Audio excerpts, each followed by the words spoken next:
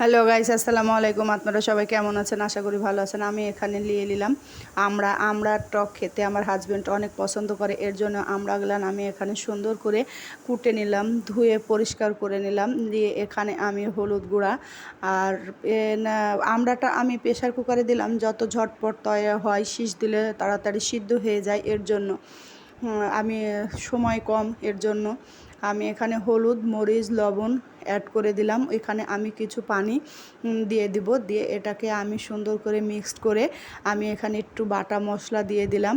দিয়ে এটাকে লেড়ে দিয়ে আমি সুন্দর করে প্রেসারের শীষ দিয়ে এই যে ঘেটে নিয়েছি, দেখতে পাচ্ছেন। আমি এটাকে সুন্দর করে এখন হালকা একটু তেল দিয়ে আমি এখানে রসুন আর সরিষা দিয়ে আমি একে পাঁচফোড়নটা দিয়ে দেবো, তাহলে বেশি টেস্ট লাগবে। সরিষার যে কোনো তৈরি খাটাতে সরিষা দিলে এর জন্যই খুবই টেস্ট হয়। আমার খুব ভালো লাগে, জানি না কার কার ভালো লাগে। যদি ভালো লাগে লাইক কমেন্ট শেয়ার করেন।